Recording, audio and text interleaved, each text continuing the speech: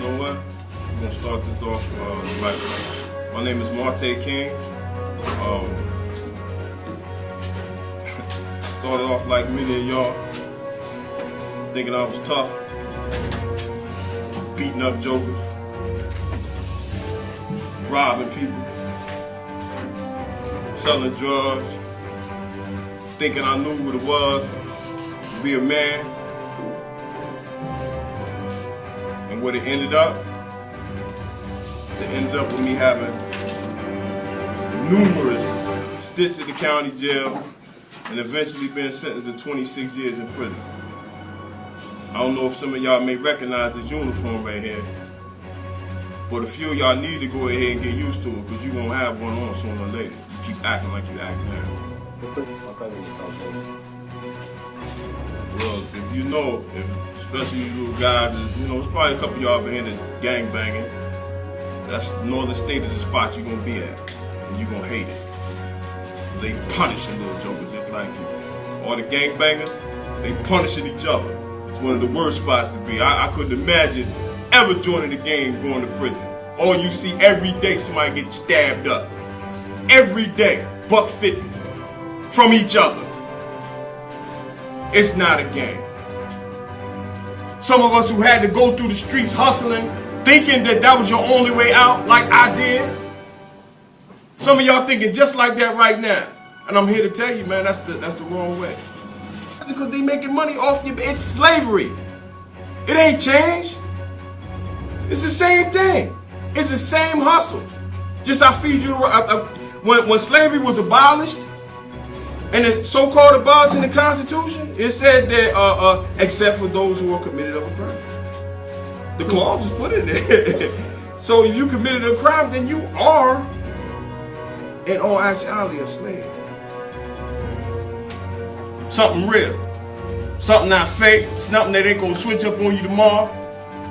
Something that ain't gonna put you in a position where, you know, some of our mothers, it was crackheads, like mine.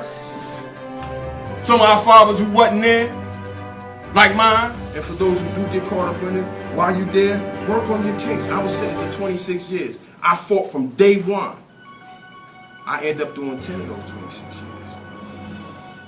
I could have did a lot more, but I fought hard. And you can't give up. You have to find ways to make yourself better. You got to take advantage of whatever situations you are in. Right now, y'all in an alternative school. You got people here who are willing to help. Make them help. Don't sit there and wait for them. Make them help. You grab the teacher, listen, I need to know this. Make them. Hold them accountable for the positions that they have, for the money that they get. Make them do something for you. And also, one of the best things that I can tell you, right now I got a little brother who's been locked up since he was 15. He just turned 30. He's locked up in California. They got him for 9 counts of robbery, attempt murder, carjacking. Most of them robberies, they just packed on him. You know, he went to trial, blue trial, got 30 with an 85. If he'd have been in Jersey, he in Cali. If he'd have been in Jersey, he'd have got way more than that. They'd have roofed him, no doubt about it. Quickly. And half of them stuff he didn't even do. And then most of it was just junk stuff, dumb stuff that we done done. Some of us in here, that I know I did. And got caught up. And now most of his life he's gone. He don't get out for another 10 years. He'll be 45 years old before he comes, 40 years old before he hit the street. And I started a little workshop. And it started to make a difference in my life. I started to change a little bit. Things started happening different for me. People started looking at me differently. My family started, you know, would see the change in me. They were hearing in my letters or little telephone conversations and in my accomplishments. I became proud of some of the things I was doing. Like, see this right here? That was my prison photo ID. Y'all end up in prison, y'all gonna end up with an ugly mug shot just like that. And you gotta push for that. Get your own, but do it legitimate. It's opportunities out there. Just push for it. Just ask for it. In that process,